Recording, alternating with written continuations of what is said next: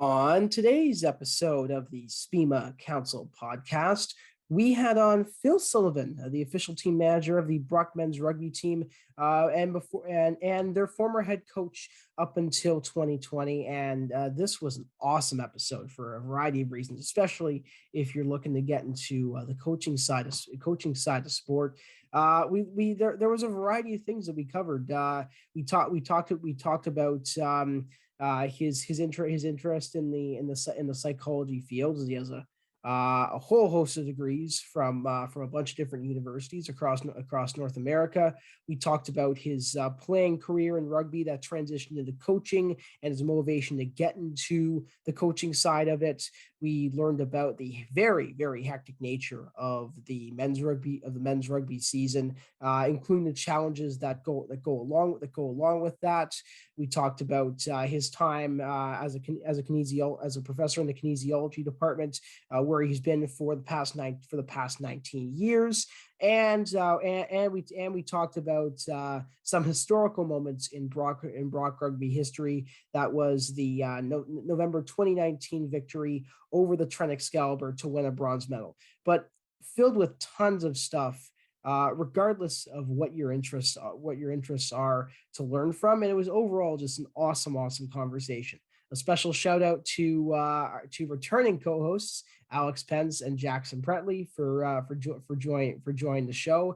They took the lead on the conversation this time around, so the show is going to have a different feel in terms of conversation, but one that is easy to follow and easy to enjoy. So with that being said, sit back, relax, and enjoy this week's edition of the SPMA Council Podcast.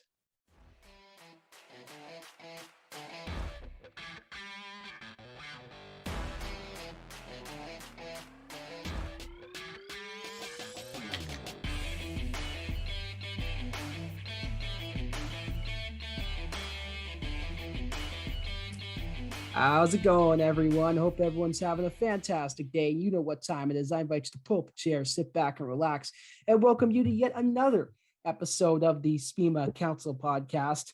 Hope everyone's doing great.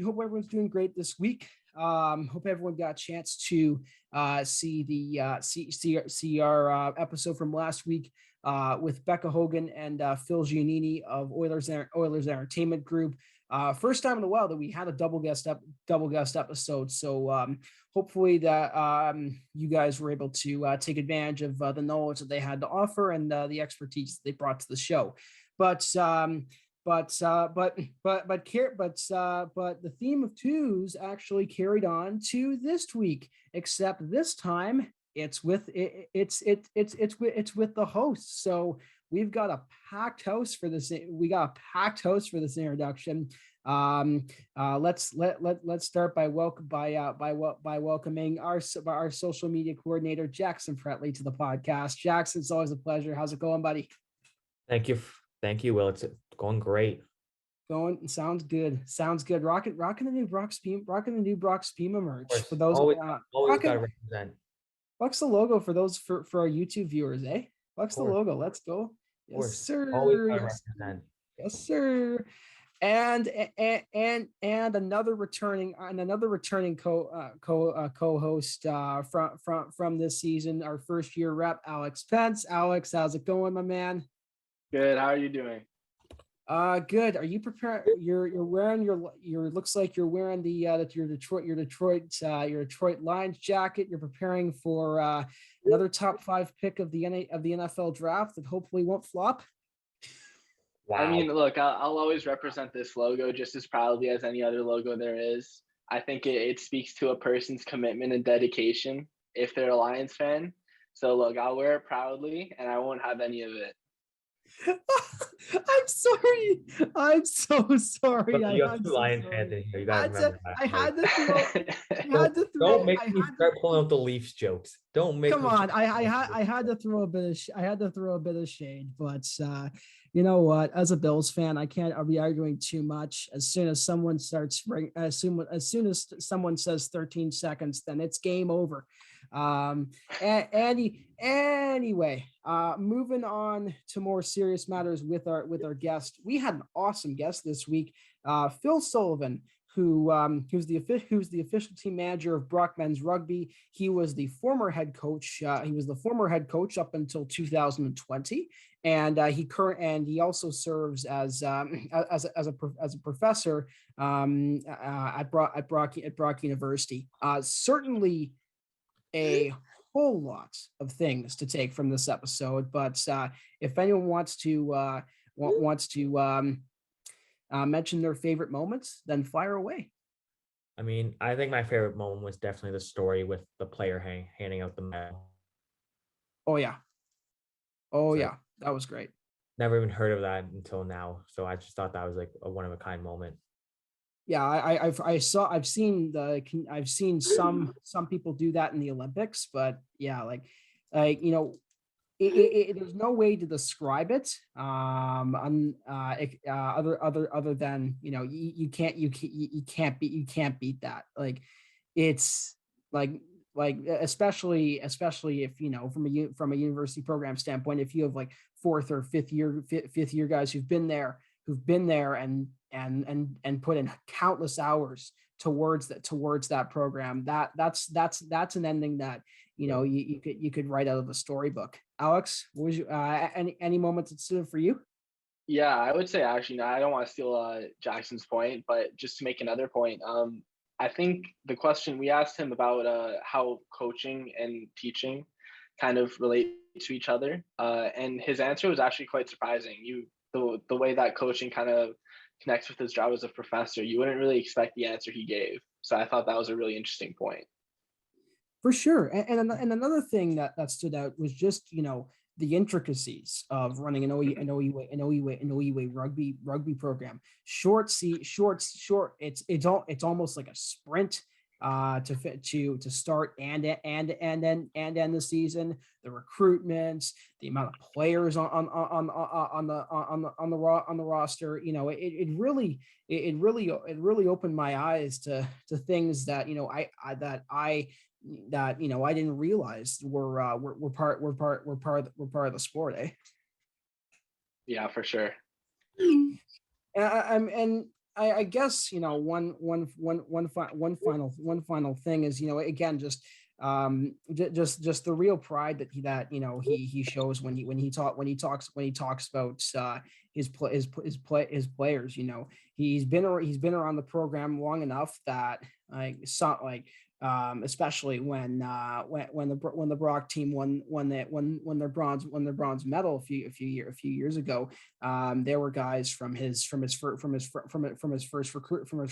recruiting class, and he talks about their leadership styles, which I found pretty cool, and the overall process it took to get to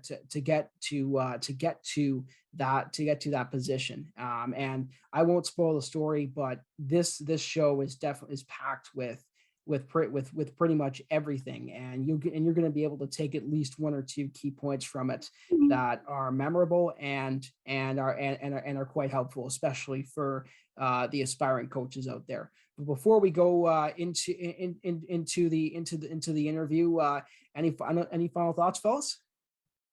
Just an overall great episode. I think our viewers are really going to enjoy it. Alex? Yeah, I completely agree. I think it's a great lesson, and I think you'll learn a lot that you didn't really know from before. That didn't really seem so obvious. And with that, let's head over to our interview with Phil Sullivan, the official team manager of Brock Men's Rugby and their former head coach. Enjoy, folks. All right, for this edition of the SPMA Council Podcast, we've got a guest today who's got quite the impressive resume in the sport of rugby. He's been involved in the game for the specifically the coaching side for the past 25 years. He's coached programs such as Ridley College, Gonzaga Regional High School, and St. John's, Newfoundland, and the head coach of Vandals Rugby Club in Newfoundland, and the current team manager of the Brock Men's Rugby team and former head coach.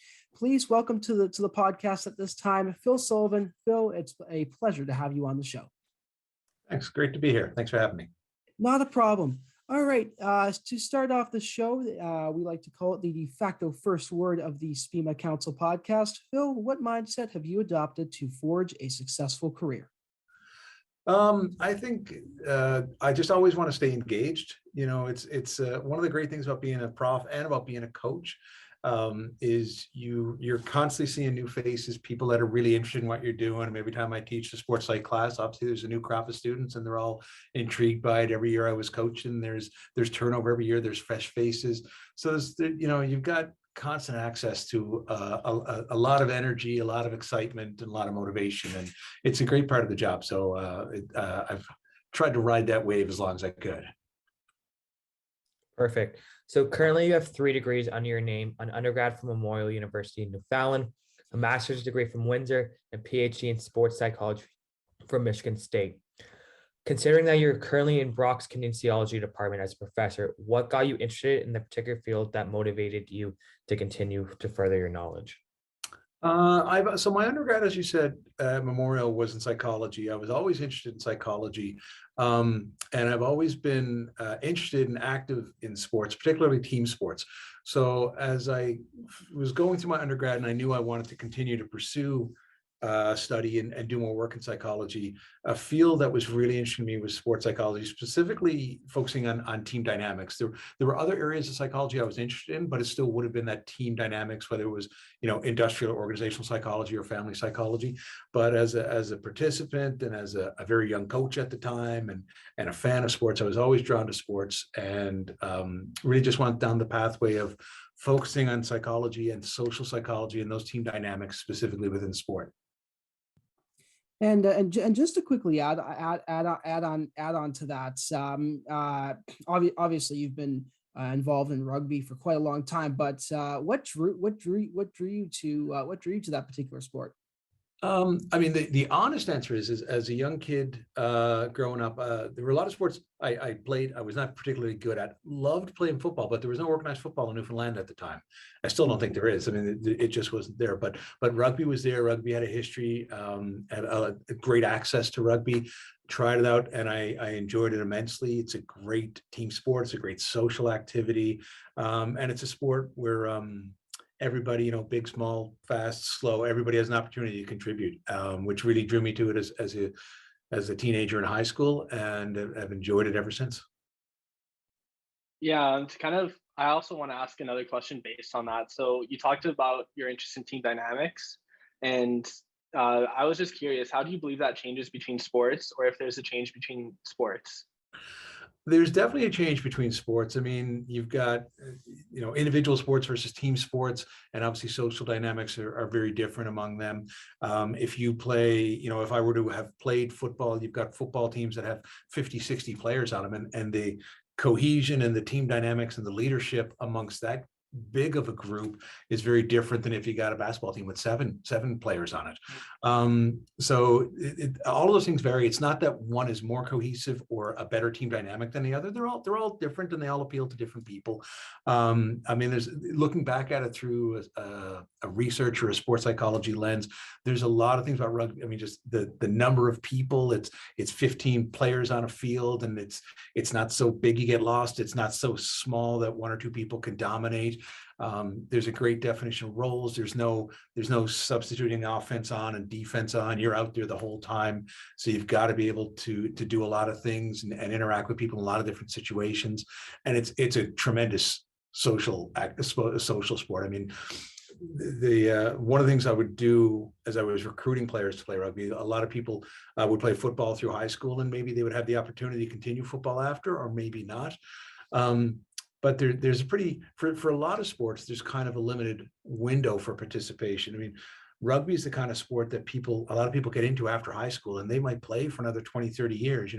When you get married, it's at the clubhouse, or those your teammates or members from the club are at your wedding. Like it's a great sport to try to transition to at that stage of your life, and it's got the potential of a really long and really significant impact in your life. Yeah, that's amazing. So you kind of talked about how you can play for 20 to 30 years or so. So your personal playing career spanned from 87 to 2006 with a variety of clubs, such as Vandals, University of Windsor, Grimsby, and the Niagara Wasps. What was the main motivator to venture into the coaching side of the sport after you were done?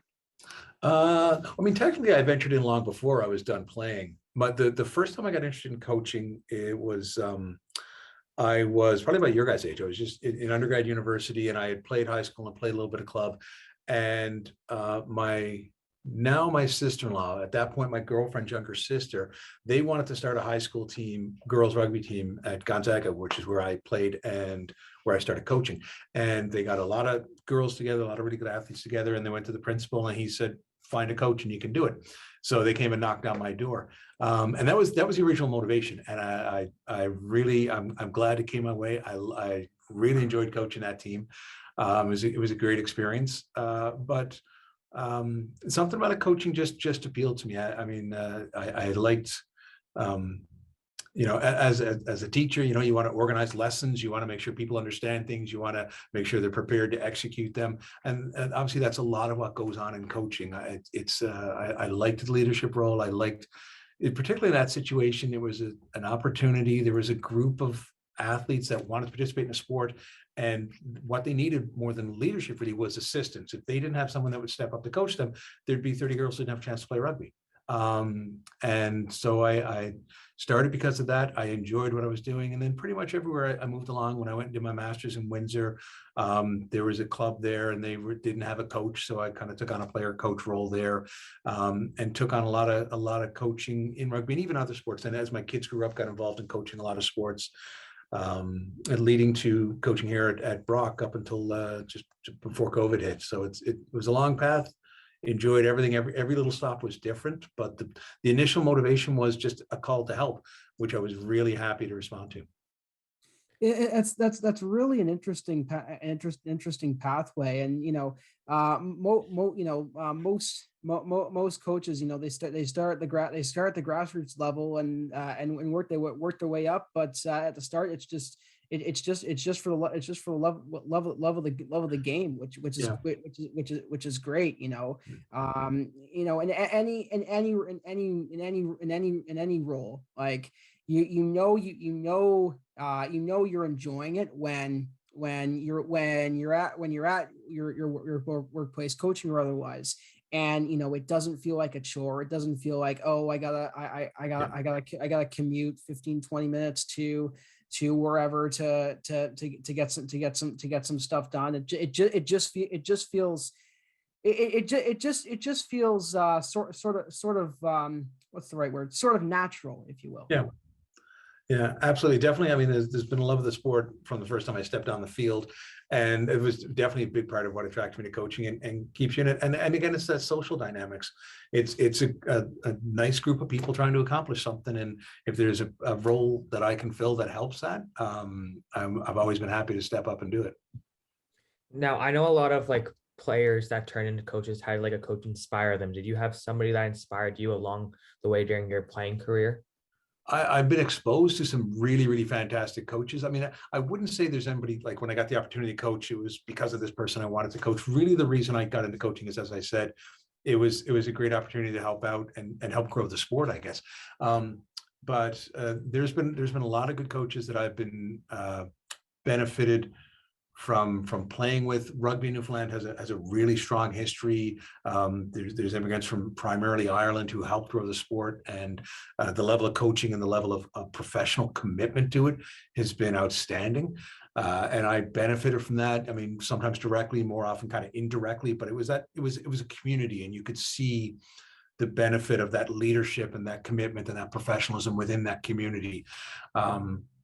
And then as I've gone on, honestly, I've probably learned as much from players as I have from coaches. That's one of the things I love about coaching is you get a chance to structure and to teach and to help people learn things, but you've got a tremendous and continual opportunity to learn from others. And especially at the university level, I like my knowledge base. I like my ability to plan a game plan and plan a practice. But I haven't played the game in a long time, and the people I'm coaching are playing it, in the summer and at university and clubs and different levels. They're the ones, they have that everyday knowledge, and I've got to continue to learn from them. And it has to be a two-way street. So there were individuals at my club, individuals in the community in Newfoundland in particular, that were good role models. But as I've gone down that path, really the role models has probably been players I've played with and players I've coached as much as any coach. And then you just touched upon like how when you were coach for the Brock rugby team, you had to create game plans and all that. So up until 2020, you were the head coach for the Brock men's rugby team. Can you speak on some of the challenges or obstacles that came with running an OUA rugby program, whether it relates to recruitment, game plan development, or like just even trying to keep your players motivated? Yeah, I mean, there's definitely obstacles. There's obstacles within any sport. I mean, some of the primary characteristics of rugby in Ontario and at this level, you get a lot of kind of recent converts to the sport. So we wouldn't recruit a lot of people who've been playing rugby for 10 years. It's not like hockey or baseball or basketball or swimming. It's a sport that probably most people get familiar with in high school. So maybe they've played 3 or 4 years. There's always a couple players that haven't played that much. They've wrestled or they've played football or maybe a little bit of rugby. But compared to a lot of other sports, rugby at the university level you're still in that learning curve. And that's something I feel, and most of the coaches I know in the OUA, you have to buy into that. You have to embrace that. You have part of your job as a university coach is to develop the sport because you're continuing developing your athletes. And that's a bit of a challenge. Which would mean things like at Brock and at most schools, there's 15 players on the field at a time. There's 24 athletes on the game roster, but we would carry 50 to 60 guys a year. And the women's team would have a very similar program. Maybe less numbers, but you don't, if people are capable of committing and playing and training at that level, you don't want to turn them away. You want them to, it's a great opportunity to learn rugby. You've got good coaching, you've got constant practices, you got good facilities, you got athletic therapy, you got nutrition and sports psychology. It's a great place to learn the sport, but that is a bit of a challenge. Then you got to balance coaching 50 guys, some of which, they're all going to be on different levels, and focusing on those 15 to 24 who can help you achieve things like an OUA medal or a trip to the nationals. So that's always been a bit of a challenge, and it will be, but it's something going into it. You can't just recruit 5 or 6 athletes and try and keep the team going that way. And I think another thing, a defining characteristic of university rugby is it's a short season. I mean, you start around Labor Day and the season ends around Halloween. It's a really, really short, intense season, which has specific demands then on the student athletes and on everything. You're out there after training camp, you're on the field probably 4 or 5 days a week, 2 hours at a time. It's a huge commitment. It is a very heavy pace. And then it drops away, which means then, you want to build some continuity too. Like, what does that mean for off-season training? What does that mean for recruiting? So you're going in different gears a lot of the time. You're going all out for 2 months, and then that winds down, and you've got to change your pace, but still accomplish a lot of things. And that's it.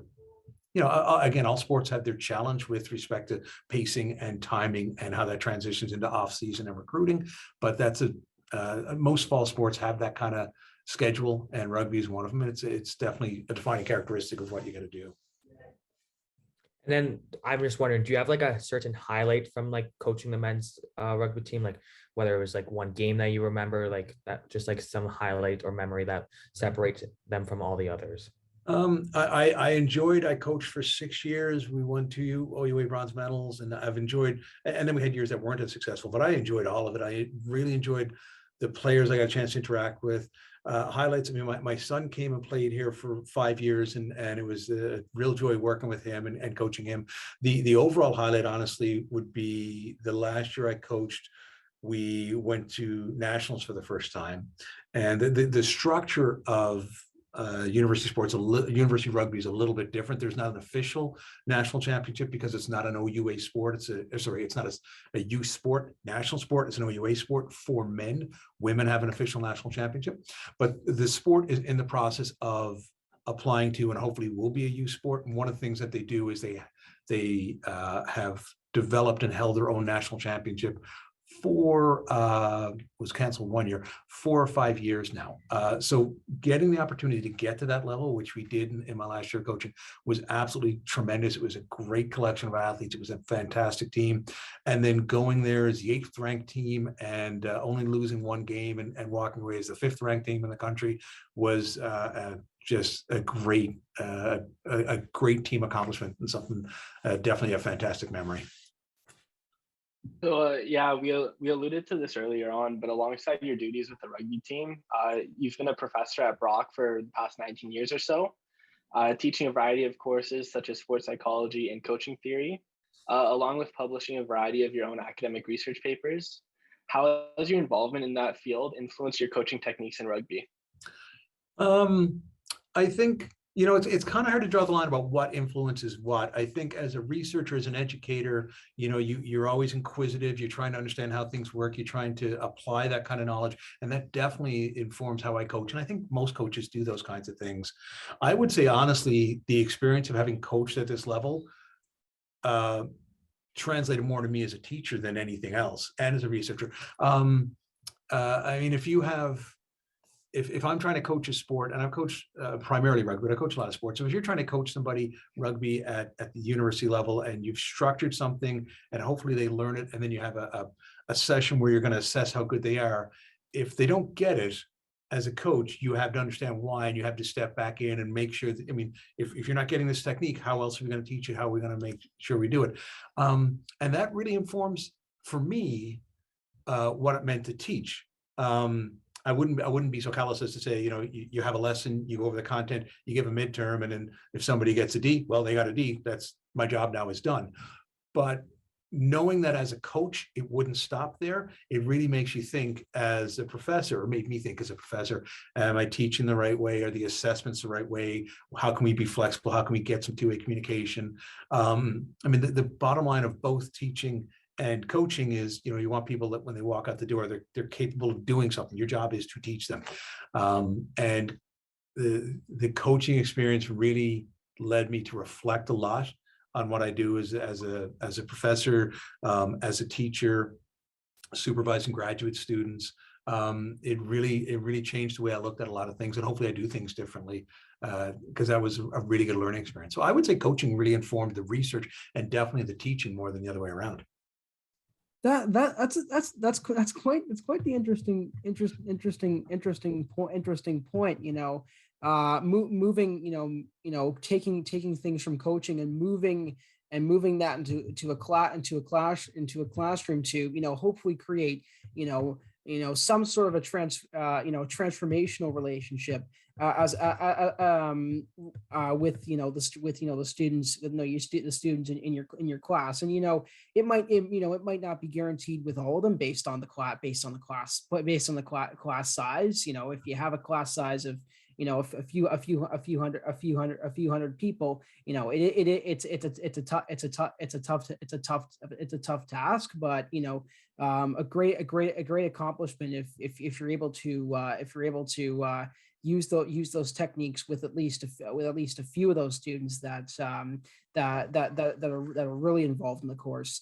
And you did allude to your one of the recent highlights in recent Brock rugby history was your first ever berth in the Canadian University's men's rugby championship, along with a hard-fought victory over the Trent Excalibur to win an OUA bronze medal, the program's third medal since 2007. What do you remember about that game? And can you speak to what that accomplishment meant to the players on the roster, especially those who had been with the program for 4 or 5 years? Yeah, it was. I remember that game a lot. Trent is a really strong program. There's really good high school rugby in Trent's a great pocket. So they get good rugby players, good athletes, tough players. They're very well coached.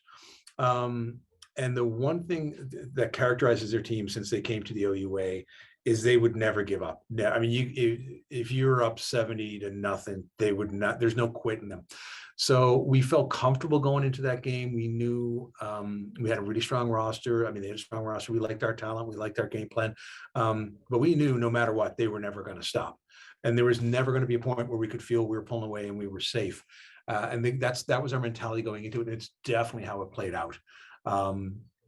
And even, when you're ahead a little bit and there's 5 minutes left in the game, like there was no time to sit back and breathe. You always had to be focused, always had to be in the moment, always had to be focused because of the way they brought the game to you. So it was a really exciting game. It was a hard fought victory. When you talk about the players that have been there were guys that I coached on that team that were from my first recruiting class and we're still there. Oh, wow. A handful of guys, Zach Zorbas, who was a sport management student, Tim, my son, George Bocock, who was the captain of the team and now is in law school, Zach White. There was the core of that team were guys that have been together. They came in just after we won the previous bronze medal. And they'd had some kind of mixed success. The biggest thing was the year previous had been a really tough year. The year previous to that, we had one win. We won our first game and that was it. And it was a real challenge. It was a challenge for those guys in particular. At that point, those guys were fourth year guys. They were the leadership group and they had to learn how to handle what, sport gives you frustrating times. And it was definitely a challenging year. And their response to that, all the whole team's response, not just those handful of guys who are in fourth year, their response to that and the energy that was brought to the next season. I mean, the off-season training, what they did in the summer, and then that season culminating in that bronze medal. Like they knew what they were capable of. They weren't afraid to shy away from it. They knew they couldn't take it for granted, but they knew they were capable of medaling in that year.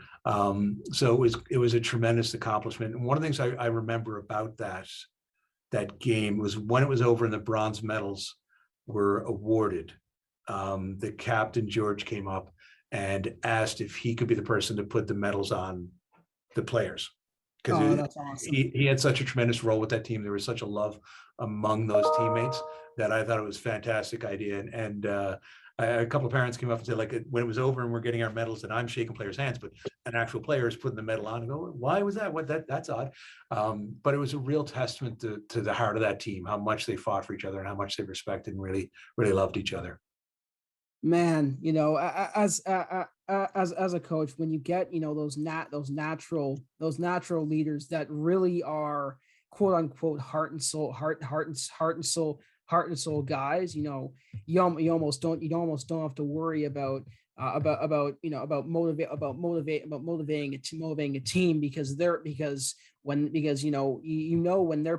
they step onto that field, their play, their effort, and their heart speaks volumes, and it seems that it definitely rubbed off on all members of that roster. And the players giving each other the medals, that's just great. That's just great. You can't like, there's no way to describe it. Like you can't beat that. I've seen that in the Olympics recently with the women's hockey team a few weeks ago, and that's just an awesome moment to be a part of, especially if you're right in the middle of that experience.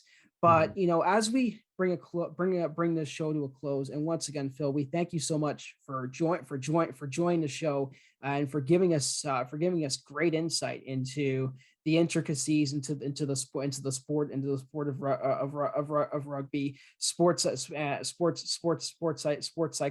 psychology. Really made for an engaging episode, and I'm hoping everyone that listens takes advantage. But it is tradition around here at the SPMA Council Podcast for the guest to have the last word. So anything that you may have missed, anything that you may have forgot to say, anything that you may have missed, or you could just use this as an excuse to shoot the breeze with us for a minute or two longer. Feel free to do that. So Phil, thank you so much, and the floor is yours. Well, thanks. Well, I mean, the interview guide was very straightforward, and I really liked what you guys wanted to cover, and I'm happy the way that we discussed all of it. I mean, the one thing I'd say, I'd also, for a couple of years, for 2 terms, for 6 total years, I was the chair of the Department of Kinesiology. And I think it's really good to see the student council people. You guys have always had a very active student council. It's great to see this kind of initiative. I was really happy to see that outreach for the invitation, and I didn't even know you guys were, or the student council was doing a podcast. So really, it's I'm really impressed by this. I think it's a great activity. I hope it's a model for other student councils and other organizations for something to do to continue outreach, to continue to embrace the community. So I'm very impressed. I'm really happy to have been on board. Phil, it's been an absolute pleasure once again. Thank you so much.